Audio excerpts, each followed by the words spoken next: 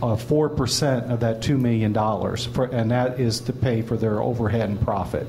So if on $2 million, what's that? What is that? What's 4%? 40. No, it's well. It's 80. 1% of $2 million would be $20,000, so it'd be $80,000. So that would be what they would be paid for their overhead and profit for the project. That 4% it goes to every subcontractor.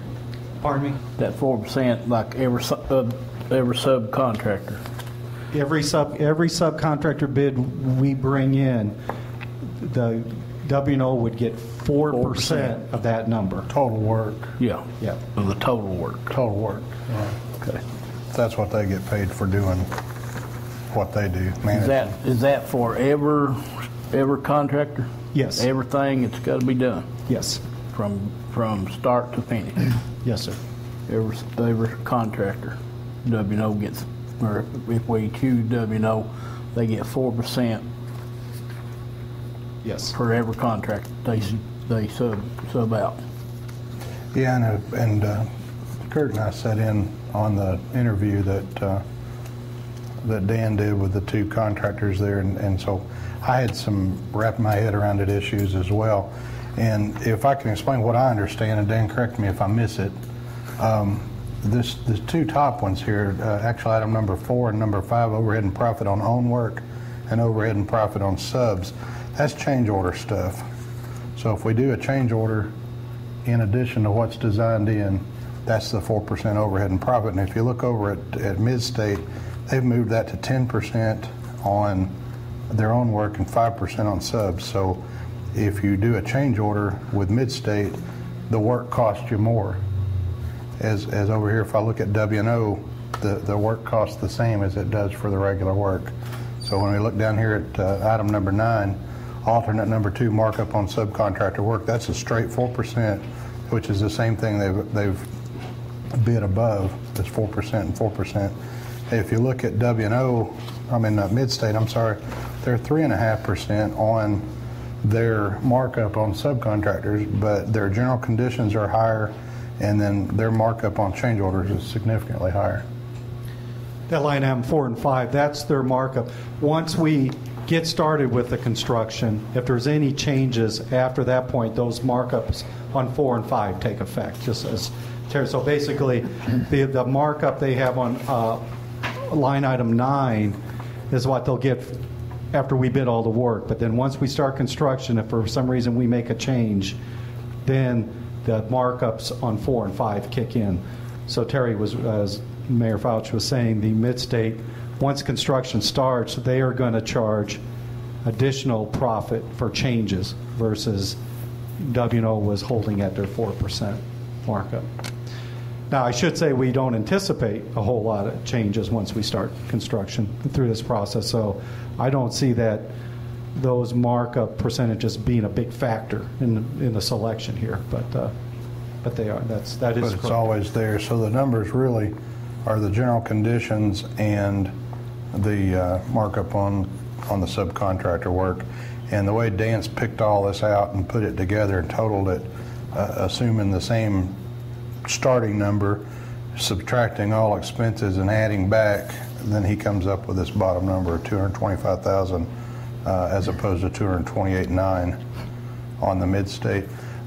Sitting in and just listening, because that's what we did. That was our role, is just to listen while Dan interviewed these folks. Both real nice, real qualified folks. But I'm comfortable recommending we move forward with W&O. So everything is going to be within the set goal that we well, had. that's you won't get hard numbers until you get a contractor on board and they start bidding hard numbers. Right. And the process that Dan's using is lets these people participate in the design and value engineer. And again, if I misspeak, let me know. Typically, the other process, the alternative, is you just push this project out 100% design and tell them bid that, and that's what you're going to bid for it, total cost. And they bid and they put their profit and they hide all that stuff inside, but you get a total job cost. And this process gives them some ownership early on in the progress. Now, another important number is this pre-construction services, and if you look up there, some of these folks have asked for as high as $8,500 for that. Both of these companies have said nothing. So if they go through the bid process and everything comes back high and we're dissatisfied with the way that works, we can just put on the brakes right there and say, stop, let's look at this a different direction, and we're not out any more money. That's correct. Actually, I was got a question from Brian. When we write the contract, I don't know if we can write a contract for $0. So what we were going to do is write a contract for make it like $100. I don't know if that's an issue or not, but they did bid 0 in the past. When we have people bid 0 like this, we actually write the contract for $100. But there does need to be some consideration for the contract, but that's nominal. So before we vote on this, everybody needs to get their head around it and their questions asked, because I want everybody to be comfortable moving forward here. And it took me, I had to look at this a while and listen a while before I finally understood exactly the process. I did too. It was a education to say the least, but to understand the percentages, the formula used to come up with what you did. But after listening, as we did, and looking at the numbers that you had there, you were speaking with the contractors, I finally came to realize what point you were driving to, to get the numbers where they needed to be. And I, for one, think thus far you guys are doing a fantastic job. I hope that continues all the way through the process. well, we feel confident it will. I should say the next step would be, we would write the contract for $100 to W&O, and then we have our drawings ready to put in their hands tomorrow. They're willing to start looking at them while we're finalizing the contract and get that going. But in 3 weeks, they're supposed to come back with a detailed budget saying this project's going to be between this range. And at that point, ideally it's going to come in within the budget we have set.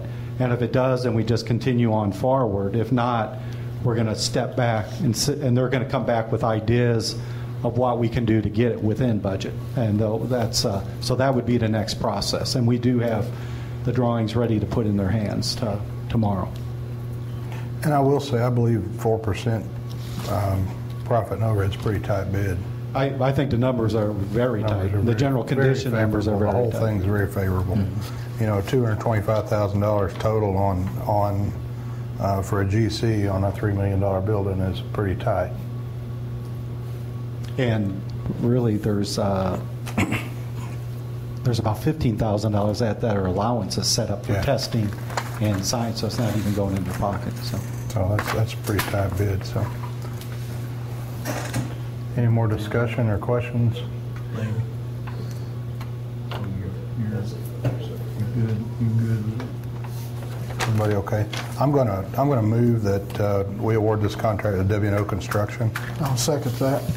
And we can discuss at this point if we've got anything else. We have a motion on the table. Any more discussion? All right, all in favor, say aye. Aye. All opposed? And the motion carries unanimously. There being no further business before the council, I'll move adjournment. I'll make a motion. All right, motion, meeting's adjourned.